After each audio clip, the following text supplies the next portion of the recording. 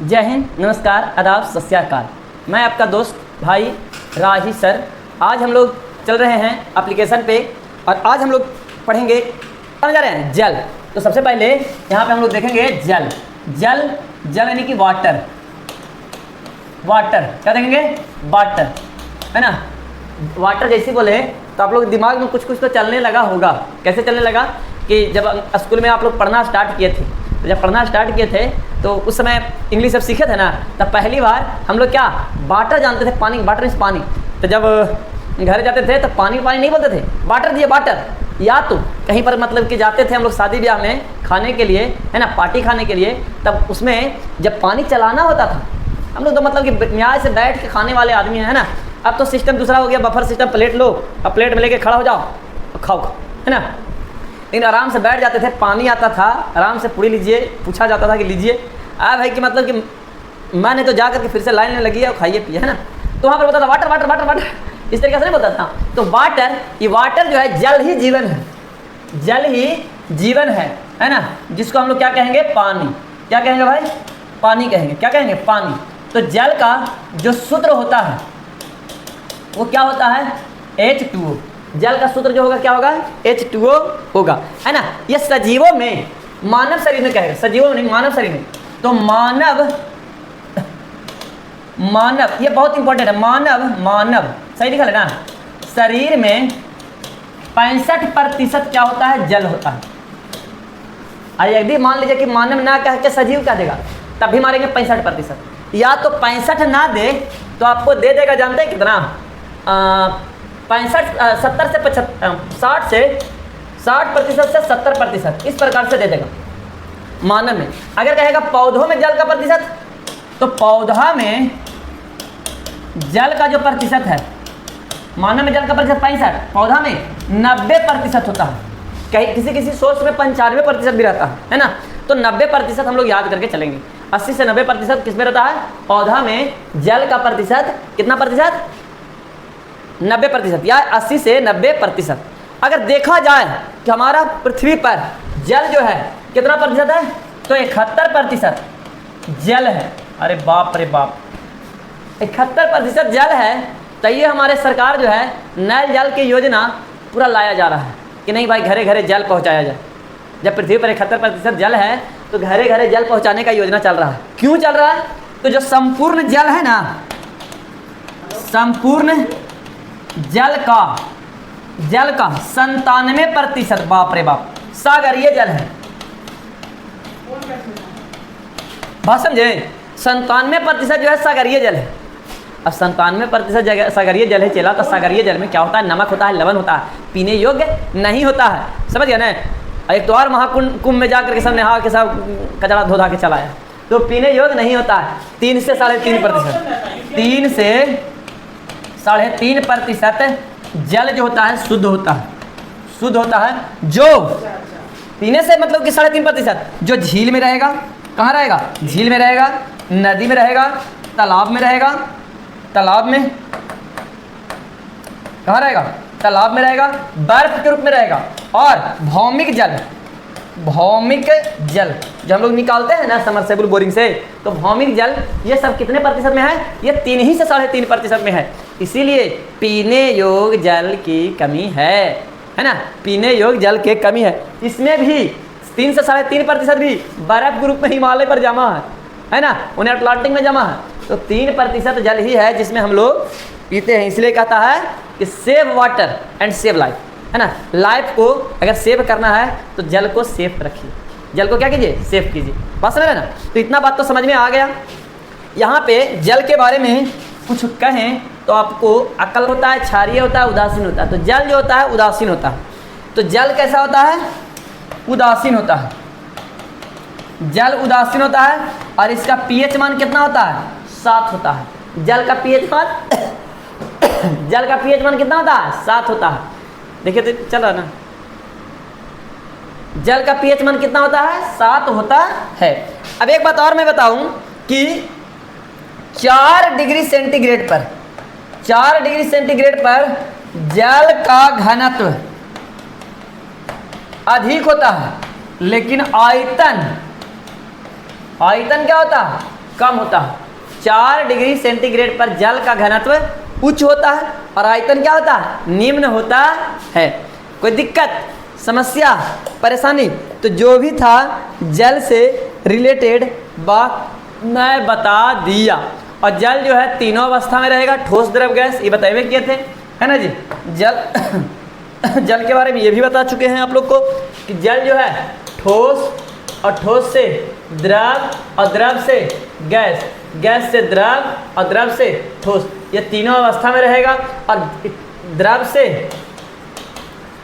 से ठोस बनेगा कितना पर, 0 डिग्री सेंटीग्रेड ताप पर, 0 डिग्री सेंटीग्रेड ताप पर जल बनेगा। अब कहता है कि जल का प्रकार, जल के बारे में हो गया कि जल का सूत्र क्या होगा सर, H2O होगा। लेकिन भारी जल कहेगा तो D2O होगा, भारी जल कहेगा तो D2O होगा। अभी हम बताते हैं इसके बारे में, भारी जल क्या होता है। जल का प्रकार कहता है मुलायम जल, कठोर जल, मृदु जल, है ना, बस समझे। तो जल का तो बहुत प्रकार है, लेकिन जो इंपॉर्टेंट है आपको मैं बताऊंगा, कोई दिक्कत? अब यहाँ देखिएगा कि मानव शरीर में कितना प्रतिशत, 65% जल होता है। पौधों में जल कितना होता है, 80 से 90%। 71% जल होता है। पूरा पृथ्वी पर जल का प्रतिशत कितना है, 71% जल है।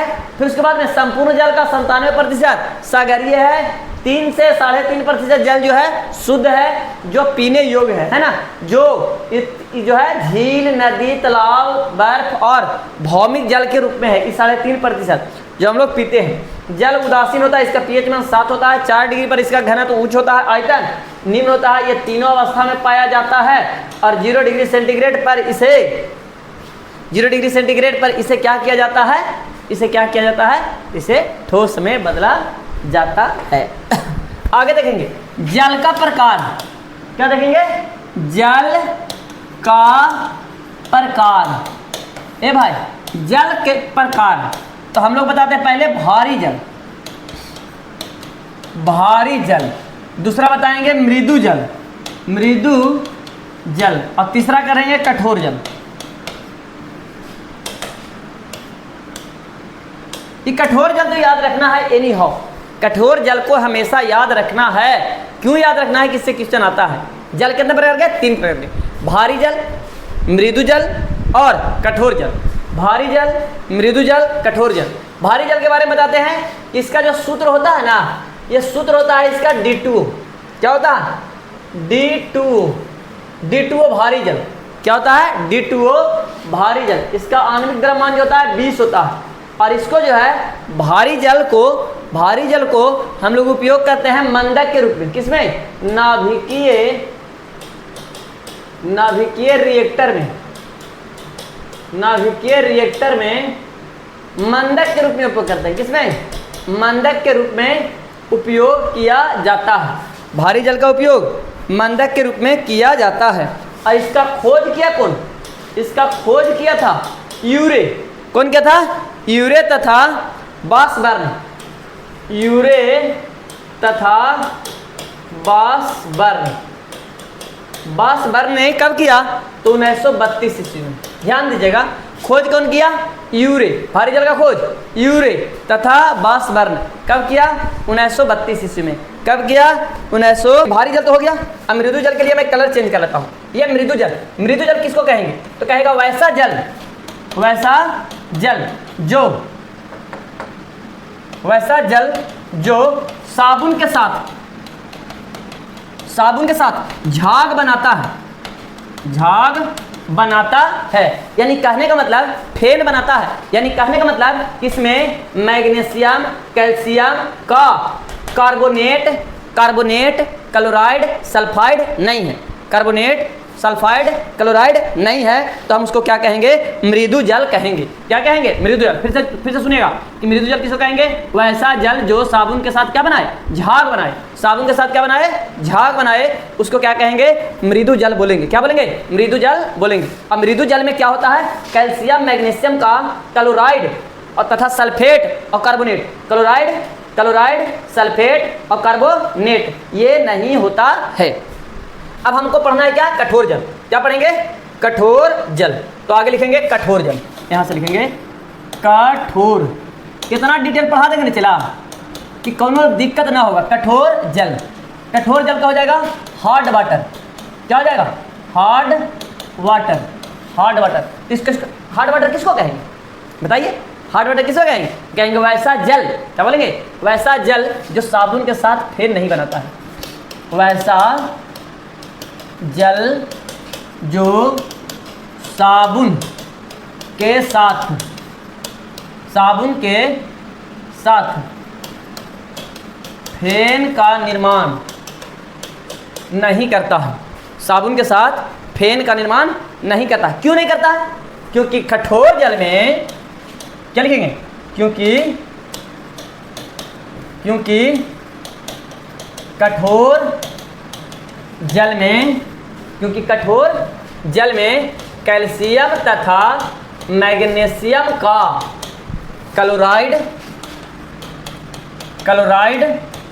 सल्फेट तथा कार्बोनेट मौजूद होता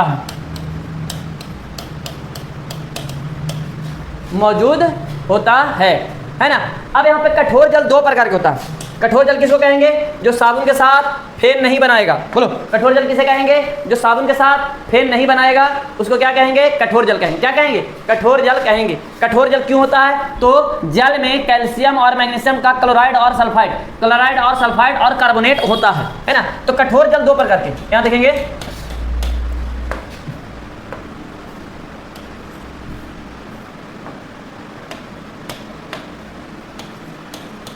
कठोर जल का प्रकार, तो कठोर जल दो प्रकार के होता है। कितने प्रकार के? दो प्रकार के।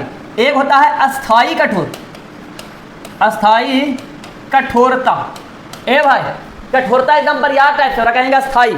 और एक हो जाएगा अस्थाई कठोरता। क्या बोलेंगे? अस्थाई कठोरता। एक हो गया अस्थाई कठोरता और अस्थाई कठोरता। अस्थाई कठोरता जो है ना, ये किसके कारण होता है? तो कैल्शियम तथा मैग्नीशियम के क्लोराइड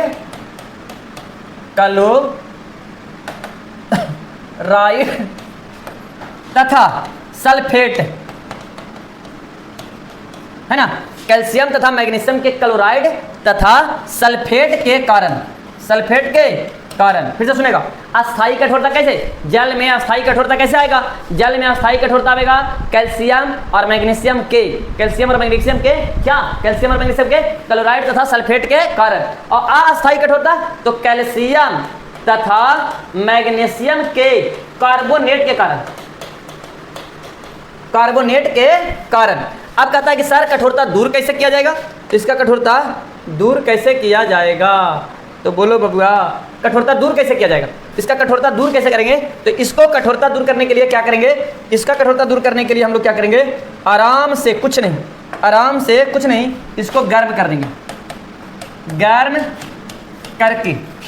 करके कठोरता दूर किया जा सकता है, ठीक है। या तो चूना पानी, कैल्शियम हाइड्रोक्साइड मिला करके, और कैल्शियम हाइड्रोक्साइड मिलाते हैं तो उसको कहते हैं क्लार्क विधि। क्या कहते हैं? क्लार्क विधि। क्या बोलेंगे? क्लार्क विधि। लेकिन अस्थाई कठोरता को कैसे दूर करेंगे? अस्थाई कठोरता को दूर कैसे करेंगे वो देखेंगे। सबसे पहले इसको गर्म करने से नहीं होगा, और तो गर्म कर दिया या कैल्शियम हाइड्रोक्साइड मिला दिया तो हो गया। लेकिन एकरा जो है दूर करने के लिए क्या करेंगे? इसमें डालेंगे सोडियम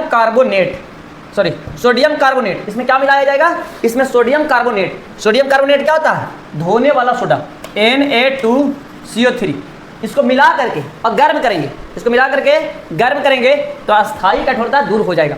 या तो एक परम्यूट विधि। क्या भाई? परम्यूट विधि से हम दूर करते हैं। इसमें क्या करते हैं? जियोलाइट मिलाया जाता है। क्या मिलाया जाता है? जियोलाइट मिलाया जाता है। और जियोलाइट का फार्मूला बता दूं मैं। सोडियम, इसमें क्या हो जाएगा? Sodium aluminium silicate. बोलो, sodium aluminium silicate, NaAlSiO4। SiO फिर ये हो गया क्या हो गया जियोलाइट। ये क्या हो गया भाई, ये हो गया जियोलाइट। क्या हो गया जियोलाइट। फिर से सुनेगा कि जल कितने प्रकार के, 3 प्रकार के। जल कितने प्रकार के, 3 प्रकार के। भारी जल कहेंगे D2O परमाणु द्रव्यमान 2 नाभिकीय रिएक्टर में मंदक के रूप में खोज कौन किया, यूरिया तथा वाष्पबर्न कब किया, 1932 में। फिर उसके बाद बताए मृदु जल। मृदु जल कैसे कहेंगे, वैसा जल जो जल के साथ क्या बनाए, झाग बनाए। झाग मतलब फेना बनाए साबुन के साथ। क्यों, यार हमें कैल्शियम मैग्नीशियम का जो क्लोराइड कार्बोनेट सल्फेट नहीं होता है। फिर बताएं कठोर जल, तो जो झाग नहीं बनाएगा। क्यों नहीं झाग बनाता है, तो एकरा में मैग्नीशियम, कैल्शियम और मैग्नीशियम का कार्बोनेट और सल्फेट होता है। कार्बोनेट और क्या होता है, सल्फेट होता है। एक चीज मैं बता दे रहा हूं कि आप लोग को लाल पियर हरियर, लाल पियर हरियर मैं बोर्ड पर ही दिखा देता हूं, तो रोड पर चलते लाल पियर हरियर नहीं देखिएगा। एक बात तो सर समझ में रखिए कि रोड पे नहीं दिखाता, मैं यहीं पे दिखा देता हूं आपको। तो कठोर 2 प्रकार के, एगो अस्थाई एगो अस्थाई। अस्थाई कठोरता कब आएगा, जब जल में कैल्शियम और मैग्नीशियम के क्लोराइड और सल्फेट मिले होंगे, क्लोराइड और सल्फेट मिले होंगे। और अस्थाई कठोरता कब आएगा, जब कैल्शियम मैग्नीशियम के कार्बोनेट मिले होंगे, कार्बोनेट मिले होंगे तो अस्थाई क्या हो जाएगा, अस्थाई। और क्लोराइड और सल्फेट मिला होंगे तो अस्थाई। इतना बात समझ में आ गया। यहाँ तक कोई दिक्कत समस्या परेशानी है तो बोल दीजिए, है तो बोल दीजिए।